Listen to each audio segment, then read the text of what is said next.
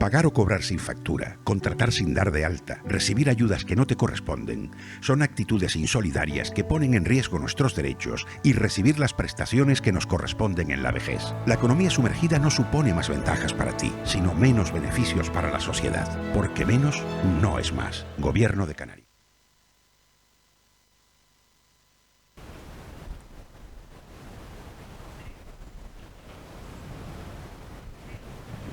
Muy buenas tardes, estamos de vuelta en el programa sobre la economía sumergida. Comenzamos ya la tertulia en la que seguiremos hablando sobre las empleadas del hogar. Según la encuesta de población activa, el 68% de las personas que dijeron que trabajaban como empleadas del hogar estaban registradas en la Seguridad Social, por lo que esto significa que 1 de cada 3 empleadas de hogar está trabajando dentro de la economía sumergida. De todo esto hablaremos ahora mismo, pero primero vamos a presentar a nuestras invitadas de hoy. Angie González, graduada en Economía y Finanzas, consultora en Epimetheus. Muy buenas tardes. Buenas tardes. Aida Saray Rodríguez, abogada laboralista. Muy buenas tardes. Buenas tardes. Evelyn Hernández, directora de Prevent System. Muy buenas tardes. Buenas tardes. Y por último, Carmen Castellano, abogada laboralista. Muy buenas tardes. Buenas tardes. Bueno, muchísimas gracias por estar aquí hoy con nosotros. Lo primero que quería preguntar es si el colectivo de las empleadas del hogar se encuentra en una situación de precariedad laboral. Indudablemente se encuentra en una situación de precariedad laboral y no se entiende que este colectivo tenga una normativa diferente al del régimen general del resto de trabajadores. Actualmente se encuentra encuadrado en el régimen especial dentro del régimen general de la Seguridad Social y este colectivo tiene una precariedad que se puede ver fácilmente en cuanto al despido. Es un despido más barato, 20 días por año trabajado, en el caso de que fuera declarado improcedente por el órgano judicial, en contraposición a los 33 días por año trabajado, 45 antes del 2012. También en cuanto a la normativa no específica de este tipo de colectivo, no se habla nada de la situación de maternidad, y cosa que no se entiende, puesto que la mayoría de estas mujeres, la mayoría de las personas que ocupan este tipo de puestos de trabajo son mujeres y además cotizan menos acceso, acceden a jubilaciones con menos pensión económica, puesto que cotizan menos, y a grandes rasgos está claro que estamos ante un colectivo que es precario. Además, añadiría que es un sector en el que no les ampara la ley de protección de la ley de prevención de riesgos laborales. Por tanto, si están contratadas como si no, bueno, y si no están contratadas, por supuesto, pero es que no les ampara, o sea, no les atañe. Lo que sí se dice en un artículo de la ley de prevención de riesgos laborales es que el empleador o empleadora sí debería de garantizar una seguridad en la vivienda familiar, ¿no? Pero en ese aspecto también prevención no tiene ningún amparo. Carmen. Sí, yo creo que evidentemente forman un colectivo que está en una situación de precariedad y además una precariedad que digamos que está fomentada por la legislación en la medida en que no tienen una situación igual desde el punto de vista normativo que el resto de los trabajadores. Entonces, de cara a riesgo a prestaciones de riesgo en el embarazo, las maternidades, luego el problema es que son trabajadoras que normalmente cuando cotizan a jornada parcial, con lo cual de cara a una jubilación también eso se ve. De hecho, el Tribunal de Justicia de la Unión Europea, cuando ha sancionado a España por la forma de cotizar de los trabajadores a tiempo parcial, lo dice desde una perspectiva de género, porque normalmente afecta a las mujeres y mayoritariamente también a este colectivo, ¿no? Que está en una situación bastante precaria y sobre todo pues, a nivel de cotizaciones, evidentemente, ¿no? Incluso, además de a nivel cotizaciones, tampoco cotizan por el desempleo. Por tanto, una persona que realiza este puesto de trabajo se le extingue el contrato laboral y no puede acceder al paro. Sí es verdad que es cierto que hay un real decreto nuevo que por razón del COVID las chicas que ejercen este tipo de trabajo, o chicos, aunque la mayoría son mujeres, por razón de extinción de su contrato de trabajo, ahora sí que pueden acceder al paro. Pero está claro que es un Real Decreto temporal y que ellas no cotizan por esta garantía. Andy. Yo creo que es un sector bastante grande dentro de la economía sumergida, que lo vemos diariamente y es algo que se necesita a pie de calle, que de hecho es muy triste que tengamos que tener condiciones tan precarias para algo tan necesario y tan fundamental en la vida. Y luego también hay muchísima gente que incluso en los temas de cuidar niños y cuidar personas mayores se hace mientras tienes otro trabajo, mientras estás estudiando, mientras estás haciendo otro tipo de actividad. Y aparte es muy difícil, sobre todo les pregunto a ustedes, llevar regular esto, porque claro, en las empresas un inspector de trabajo va a las empresas así por sorpresa, claro. Pero claro, en la vivienda familiar no puede acceder el inspector de trabajo porque está invadiendo la intimidad, ¿no? Claro, es que ese es el problema fundamentalmente, que no pueden haber controles a la hora de la inspección de trabajo cuando son domicilios, salvo que tenga una autorización judicial. Y en este caso yo creo que ahí, pues, hombre, si hay una denuncia de la trabajadora y hay una situación muy complicada, pues en un momento sí se podría, pero no es lo habitual, ni es lo frecuente, ni está contemplado así tampoco, ¿no? Pero por lo menos el que haya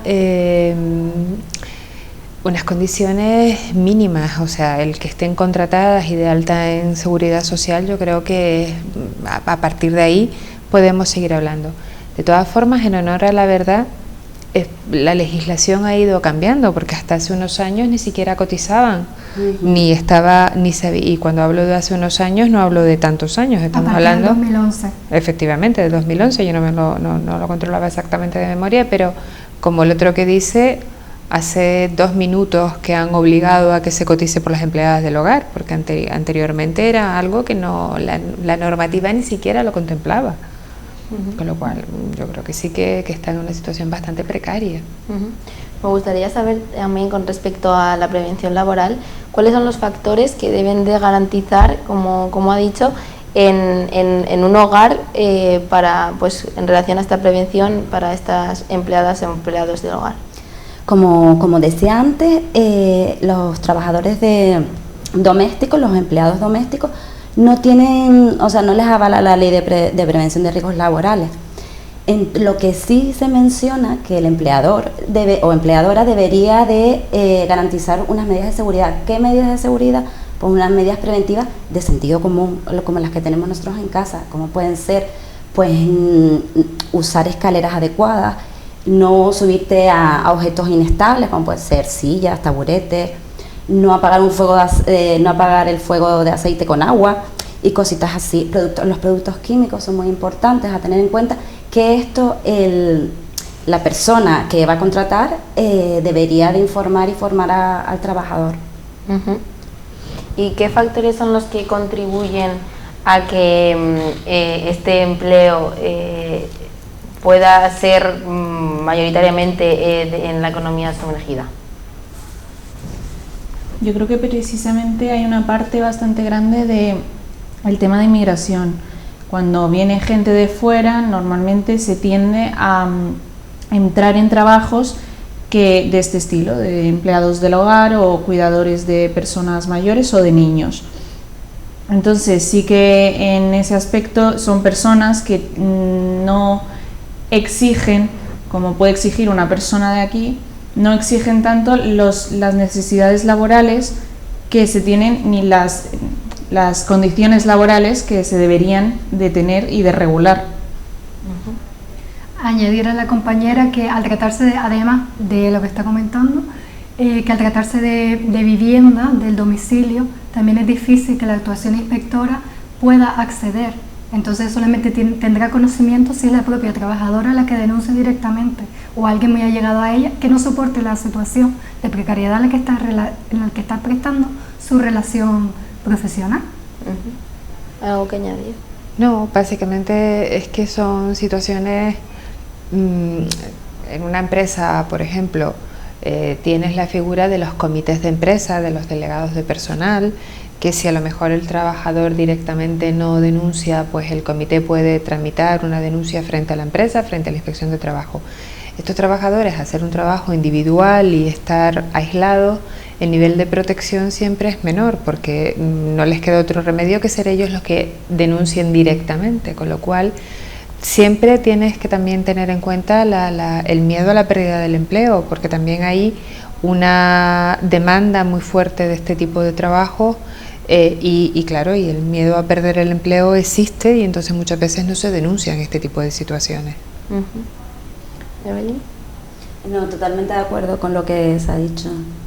Y yo creo que también hay una parte social, y es que intentamos subrogar el trabajo, y realmente es un trabajo muy difícil, es un trabajo que requiere muchísimo esfuerzo, y aún así creo que no le prestamos el suficiente valor ni le damos la suficiente importancia, sino que siempre ponemos ese trabajo por debajo de los demás, cuando en realidad es un trabajo muy duro y un trabajo que necesita de muchísima paciencia, cuidado, etcétera. Claro, es que además ahí ha sido históricamente el trabajo destinado para la mujer que no ha sido valorado, como el cuidado de la casa, el cuidado de los hijos, es un trabajo que no ha sido puesto en valor realmente y su aportación a la sociedad y al final es una consecuencia, es decir, cuando a ti te sustituyen haciendo ese trabajo que está feminizado totalmente, pues tampoco se le da el valor como se le puede dar a otro empleo. Y a lo mejor estamos hablando del mismo nivel de formación, de cualificación, de riesgo. Sin embargo, valoramos más a un electricista que a una señora, una empleada del hogar, o un operario que te haga una chapucilla en casa o que te venga a pintar. Y somos trabajos que parece que lo miramos, y a lo mejor el nivel de esfuerzo y de formación no difiere. ¿Y por qué creen que ocurre esto? Yo creo que es un ADN machista que tenemos todavía, que hay muchos trabajos característicamente feminizados totalmente que no se ponen suficientemente en valor. Sí, es un poco como de servidumbre también, sí, ¿no? Sí. Es que se ve un poco así porque es que no se regula y mira que todos tenemos, bueno, casi todo el mundo necesita de tener una persona doméstica en casa y que no se haya regulado esto, porque a mí es que me asombra, esa persona tiene un accidente de trabajo, ¿qué pasa? Es que no está regulado. Claro, es que está todavía en desarrollo y es que yo recuerdo una sentencia que fue curiosa de una persona con un accidente laboral en el ámbito de una empleada del hogar, y ahí se determinó que había responsabilidad del empresario, justo por una mala utilización de productos químicos, de lo que decías, eran corrosivos. ¿Pero en una empresa? No, en un domicilio. Hogar. Es verdad que la señora estaba dada de alta, o sea, estaba de alta en la Seguridad Social y tuvo ese accidente, y se consideró que incluso había responsabilidad del empleador, que en este caso era la familia, ¿no? Entonces, claro, tienes un nivel de protección si estás dado de alta, pero si no estás dado de alta, tienes que demostrarlo. Tienes que demostrar la existencia de esa relación laboral, tienes que demostrar toda una serie de situaciones que con otro trabajador no tiene por qué enfrentarse a tener que acreditar que existe una relación laboral, que presta servicio, en qué horario. Entonces, siempre tienen una situación más precaria. Yo creo que la normativa debería ir ahondando en ir normalizando más este tipo de trabajo e ir cada vez más aproximándolo a trabajadores por cuenta ajena en el régimen general de la Seguridad Social con sus derechos. También me parece terrible lo que comentaba la compañera, que no tengan acceso a la prestación por desempleo. ¿Quieren añadir algo más? Sí que tiene que haber una valoración social también para que las personas puedan y sepan qué derechos pueden exigir y qué condiciones laborales son las que pueden tener, porque siendo un trabajo como cualquier otro tendrían que exigir todas las mismas seguridades, prestaciones, etcétera, que cualquier otro trabajo. Aparte, el nivel de cualificación en muchos, incluso que cuidan niños, que les hablan en otros idiomas, su nivel de cualificación también puede ser alto. Precisamente iba a mencionar lo que acaba de decir, el sistema especial de la Seguridad Social para los empleados y empleadas del hogar no contempla en ningún caso eso, la prestación o tributo por desempleo, pero además tampoco es el único colectivo que no pide alegar una causa cuando se despide a una persona. ¿Creen que por todos estos motivos hay una legislación discriminatoria? Por supuesto, incluso lo que acabas de apuntar es totalmente cierto.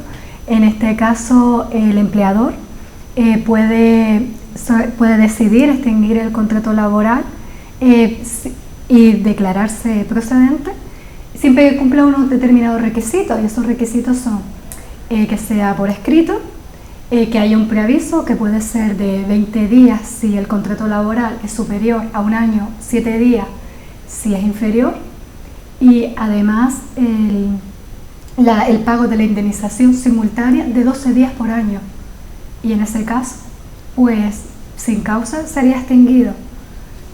Además, a eso hay que sumarle lo que dije con anterioridad. Estamos hablando de contratos laborales en los que su regulación no prevé incapacidad temporal, maternidad, incluso la maternidad, algo tan especial, un momento tan especial de la mujer. No estamos cotizando por desempleo, el día de mañana tendremos jubilaciones más precarias porque se cotiza poco, y es que hoy en día no se entiende. Y se debería equiparar el trabajo que se realiza en la casa con el trabajo que se realiza fuera de ella. Es un trabajo como cualquier otro. Claro, y yo entiendo que la equiparación tendría que ser sobre todo la discriminación, el tema de que no tenga acceso a la prestación por desempleo no tiene ninguna lógica, es decir, no tiene ninguna lógica. Es cierto que a lo mejor se puede pensar que puede haber más picaresca a la hora de extinguir los contratos, pero bueno, eso también lo puede haber en una empresa que no sea una empleada del hogar, o sea, eso tendrán que desarrollar mecanismos para evitarlo, pero no puedes impedir que un trabajador que extinga su contrato de trabajo por cualquier motivo no pueda acceder a la prestación por desempleo, porque yo entiendo que ahí sí hay una discriminación. El tema de que la puedas despedir sin causa, yo creo que ahí la discriminación se genera sobre todo en el importe de la indemnización, porque realmente el trabajador que está por cuenta ajena, pues casi sin causa también lo puedes despedir.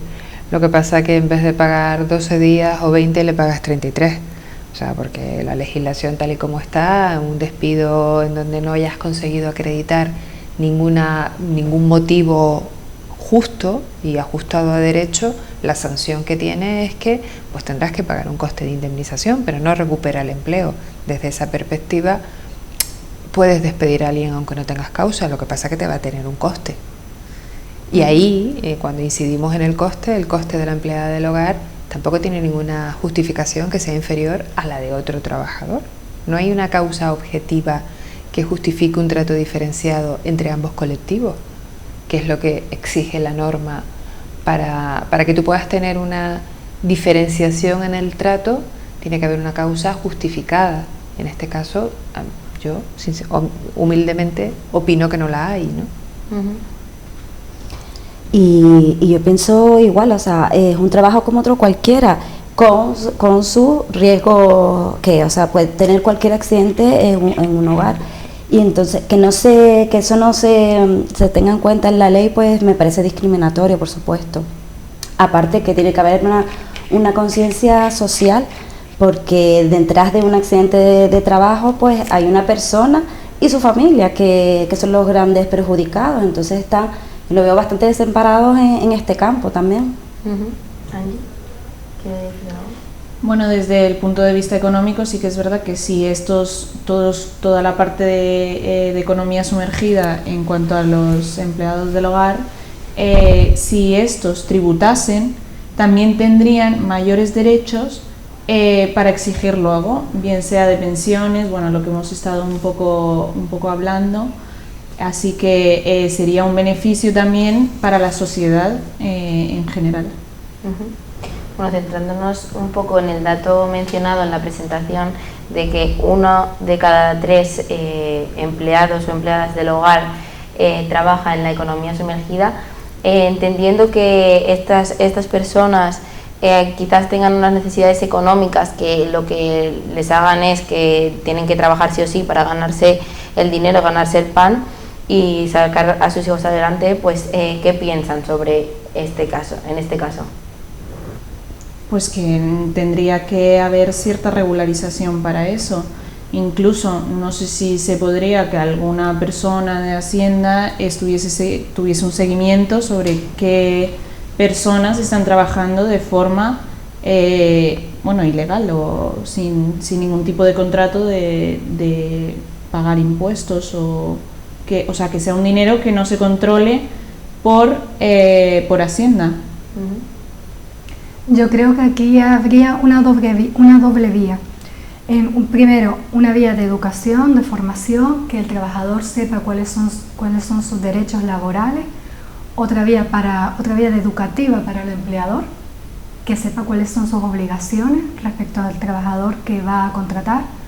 Y indudablemente, también desde el punto de vista que apuntaba la compañera, que tienen que abonar sus impuestos, y eso también hay que enlazarlo con el tema educativo y cultural,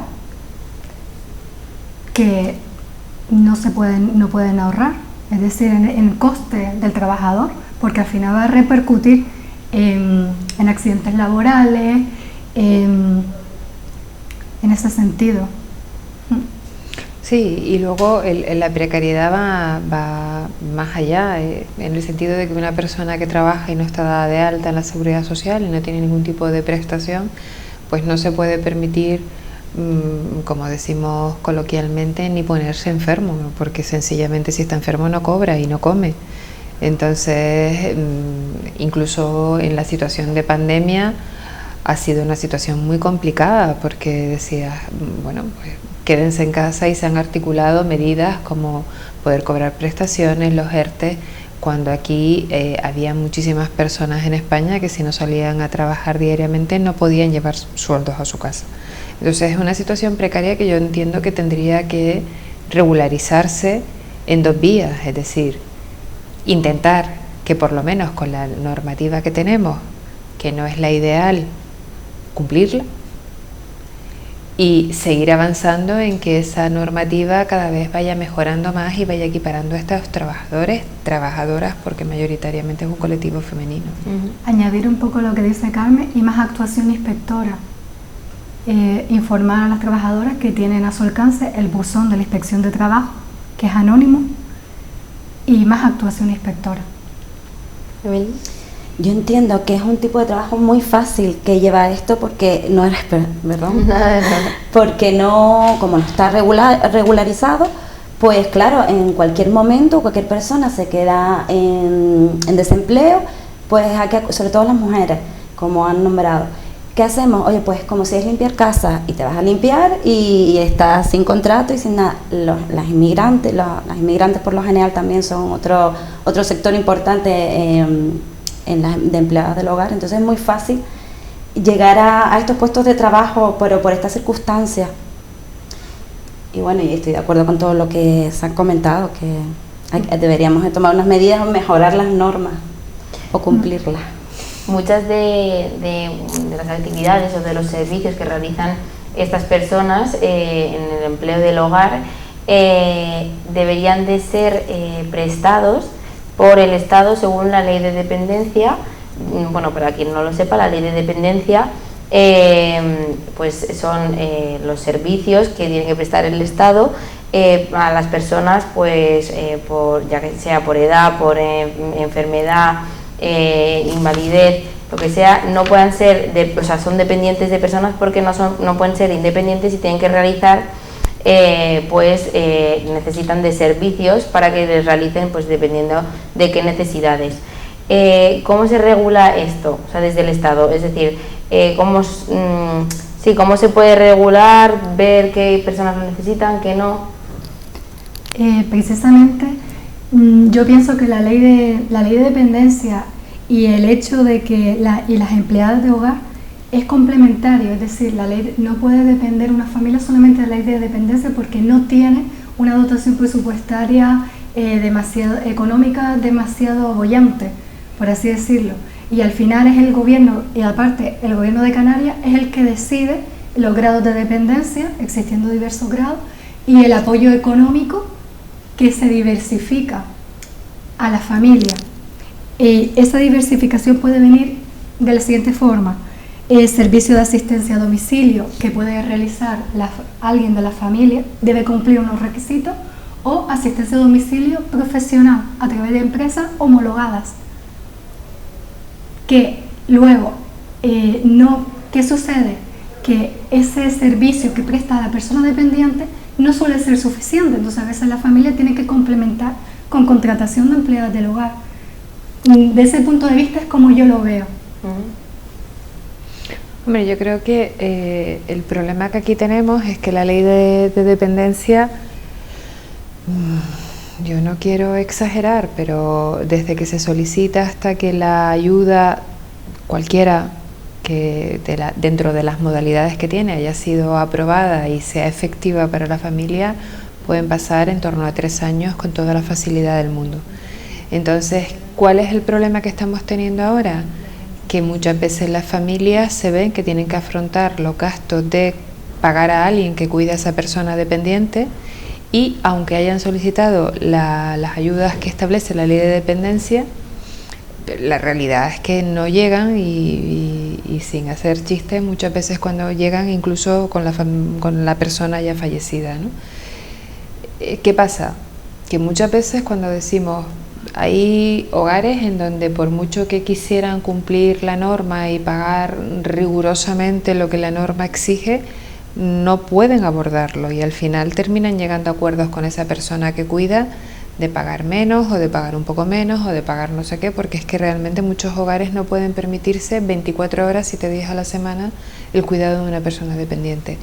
Yo entiendo que las administraciones están saturadas por muchas situaciones, pero me parece una tragedia que algo tan importante como es asumir el cuidado de las personas mayores o de las personas dependientes por otras patologías se tarde tanto en tramitarla. O sea, no puedes estar esperando 3 años por una ayuda, porque mientras tanto la familia está reventada, o está reventada porque asume el cuidado directo, o está reventada porque contrata a una persona con un esfuerzo tremendo, porque no es ya un empleado del hogar, es alguien que cuide a otra persona dependiente normalmente 24 horas, que es más allá de pues una empleada del hogar que puede estar en una situación normal, a lo mejor pues 5 o 6 horas en un domicilio, 8.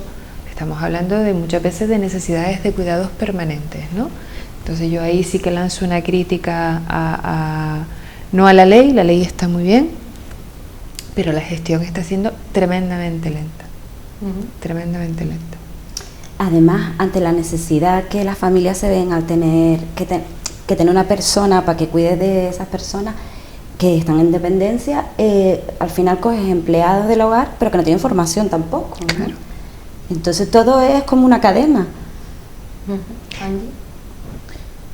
Bueno, sí que la falta de formación es un tema bastante difícil, porque en realidad no estás cuidando cualquier cosa, estás cuidando a otra persona, es una persona que va a depender de ti, y muchas veces hay muchas personas que tienen que tener un trato y un cuidado bastante especial y muy específico, de no se puede mover, o incluso muchas personas de silla de ruedas para las llagas que se les crean.